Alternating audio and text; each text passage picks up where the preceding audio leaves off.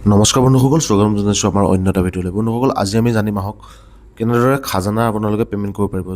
লাষ্টৰ ভিডিঅ'ত আমি দেখাইছিলোঁ যে কেনেদৰে আপুনি খাজানা এপ্লাই কৰিব পাৰিব, আৰু আজিৰ ভিডিঅ'ত আপোনালোকক দেখাইছোঁ যে কেনেদৰে আপোনালোকে খাজানা পে'মেণ্ট কৰিব পাৰিব। বন্ধুসকল, খাজানা পে'মেণ্ট কৰিবৰ বাবে সেই গোটেইখিনি একেই ছেম প্ৰচেছ। সেৱা সেতু পৰ্টেলটো লগ ইন হৈ আপোনালোকে ছেম ই খাজানা অপশ্যনটো ক্লিক কৰিব। ই খাজানা অপশ্যনটো ক্লিক কৰি কিনে খাজানা এপ্লাই অপশ্যনটোত এগেইন ক্লিক কৰি দিব। ঠিক আছে, ক্লিক কৰি ইয়াতে প্ৰথমতে আপোনালোকৰ ইয়াতে নাম ডিটেইলছ এইখিনি ফিল আপ কৰিব। ফিল আপ কৰি কিনে আপোনালোকে প্ৰচিড অপশ্যনত ক্লিক কৰিব।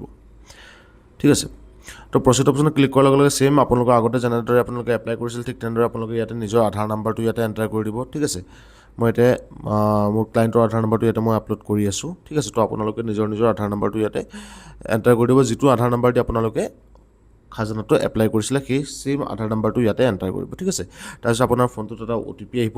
সেই OTPটো আপোনালোকে ইয়াতে ফিল আপ কৰি দিব। ঠিক আছে, OTPটো ফিল আপ কৰি পেলাই আপোনালোকে ভেৰিফাই অপশ্যনটো ক্লিক কৰি দিব। OTPটো ফিল আপ কৰি আপোনালোকে ভেৰিফাই অপশ্যনত ক্লিক কৰি দিয়াৰ লগে লগে আপোনালোকক ছেকেণ্ড যিখন পেজ হয় সেইখন পেজত আপোনালোকক ৰিডাইৰেক্ট কৰি দিব। ছেকেণ্ড পেজখনৰ ৰিডাইৰেক্ট হৈ যোৱাৰ লগে লগে ইয়াত আপোনালোকে চাওক কেইবাটা অপশ্যন পাব যে নিউ ৰেজিষ্ট্ৰেশ্যনৰ খাজানা পে'মেণ্ট। আগতে আমি নিউ ৰেজিষ্ট্ৰেশ্যন অপশ্যনত ক্লিক কৰিছিলোঁ, এতিয়া আপোনালোকে খাজানা পে'মেণ্ট অপশ্যনত ক্লিক কৰিব। খাজানা পে'মেণ্ট অপশ্যনত ক্লিক কৰি ইয়াতে যিটো মৌজাদাৰ যিটো অপশ্যন আছে সেইটো অপশ্যনত ক্লিক কৰি দিব। ক্লিক কৰি দিয়াৰ লগে লগে আপোনালোকৰ ইয়াতে লেণ্ড ডিটেইলছটো আহি যাব। ঠিক আছে, লেণ্ড ডিটেইলছ আৰু কিমান এমাউণ্ট আপোনালোকৰ ডিউ হৈ আছে গোটেইখিনি আহি যাব। ইয়াতে টিক মাৰ্কটো কৰি কিনে আপোনালোকে পে' নাও বটনটোত চিম্পলি ক্লিক কৰি দিব। পে' নাও বটনটো ক্লিক কৰি দিয়াৰ লগে লগে অকণমান লোডিং হোৱাৰ লগে লগে আপোনালোকৰ সন্মুখত এটা পে'মেণ্টৰ ইণ্টাৰফেচ আহি যাব। ঠিক আছে, পে'মেণ্টৰ ইণ্টাৰফেচটো আপোনালোকে গুগল পে', ফোনপে' ইত্যাদিকে ধৰি UPIৰ পৰা আদি কৰি আপোনালোকৰ নেট বেংকিং, ডেবিট কাৰ্ড গোটেইখিনি অপশ্যন আপোনালোকে ইয়াতে ছিলেক্ট কৰিব আহিব। ঠিক আছে, তো আপোনালোকে যিকোনো উপায়ৰ দ্বাৰা আপোনালোকে ইয়াতে পে'মেণ্ট কৰিব পাৰিব। ঠিক আছে, মই গুগল পে' থ্ৰুদি মই কৰিব বিচাৰিছোঁ, যিটো কাৰণে মই ইয়াতে পে'মেণ্ট গেটৱে অপশ্যনটো ক্লিক কৰিব। পে'মেণ্ট গেটৱে অপশ্যনটো ক্লিক কৰি দিয়াৰ লগে লগে ইয়াতে আপোনালোকে যিকোনো এটা বেংক ছিলেক্ট কৰিব।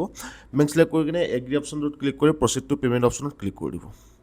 প্ৰচিড টু পে'মেণ্ট অপশ্যনটো ক্লিক কৰি দিয়াৰ লগে লগে আপোনালোকৰ ইয়াতে GRN নাম্বাৰটো জেনেৰেট হৈ যাব। আপোনালোকে GRN নাম্বাৰটো কপি কৰি কিনে নিজৰ লগত ৰাখি থ'ব।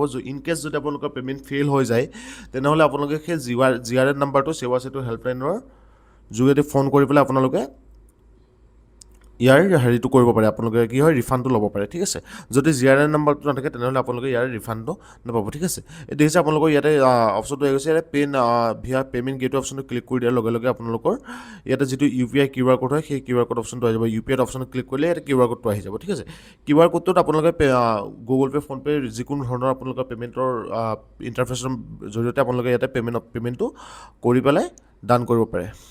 ঠিক আছে, পে'মেণ্টটো ডান হৈ যোৱাৰ লগে লগে ইয়াতে আপোনালোকৰ পে'মেণ্ট ৰিচিপ্ট একনলেজমেণ্ট ৰিচিপ্টখন আপোনালোকৰ ডাউনলোড হৈ যাব।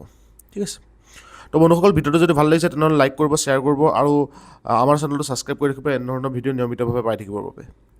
ঠিক আছে, তো তাৰ পাছত বন্ধুসকল আপোনালোকে কি কৰিব, অকণমান লোডিং হ'ব। লোডিং হোৱাৰ লগে লগে আপোনালোকৰ সন্মুখত যিটো পে'মেণ্ট একনলেজমেণ্ট ৰিচিপ্টখন আহিব। পে'মেণ্ট একনলেজমেণ্ট ৰিচিপ্টখনতে আপোনালোকৰ ইয়াতে যিটো হেৰি হয় এপ্লিকেশ্যন নাম্বাৰ যিটো হয় সেই এপ্লিকেশ্যন নাম্বাৰটো আপোনালোকৰ আহি যাব। ঠিক আছে, এই এপ্লিকেশ্যন নাম্বাৰটো আপোনালোকে কপি কৰি ল'ব।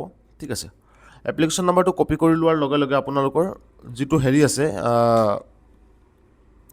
সেৱা সেতুৰ যিটো পৰ্টেলৰ ই খাজানাৰ যিটো পৰ্টেল আছিলে সেই পৰ্টেলটোত গৈ কিনে আপোনালোকে জাষ্ট ছাৰ্ভিচৰ চাৰ্চ বক্সত গৈ কিনে ইয়াৰ নাম্বাৰটো দি কিনে আপোনালোকে ইয়াতে চাৰ্চ অপশ্যনত ক্লিক কৰি দিব। চাৰ্চ অপশ্যনত ক্লিক কৰি দিয়াৰ লগে লগে আপোনালোকৰ সন্মুখত যিটো অপশ্যন আছিলে মই দেখাই দিছোঁ, চাওক আপোনালোকে এইটো নাম্বাৰটো কপি কৰিব। কপি কৰি আপোনালোকে ইয়াতে যিটো চাৰ্চ বা এপ্লিকেশ্যন ৰেফাৰেঞ্চ নাম্বাৰ বুলি আছে তাতে আপোনালোকে ক্লিক কৰি কিনে ফাইণ্ড অপশ্যনত ক্লিক কৰি দিয়ক। ফাইণ্ড অপশ্যনত ক্লিক কৰি দিয়াৰ লগে অকণমান স্ক্ৰল কৰি দেখিব ট্ৰেক প্ৰগ্ৰেছৰ ডাউনলোড। ঠিক আছে, ট্ৰেক প্ৰগ্ৰেছৰ ডাউনলোড অপশ্যনত ক্লিক কৰি দিয়ক।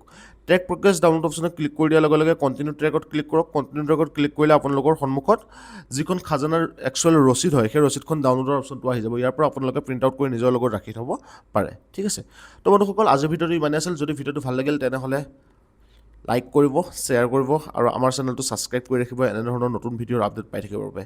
ধন্যবাদ, পুনৰ লগ পাম অন্য এটা ভিডিঅ'ৰ সৈতে। জয় আই অসম।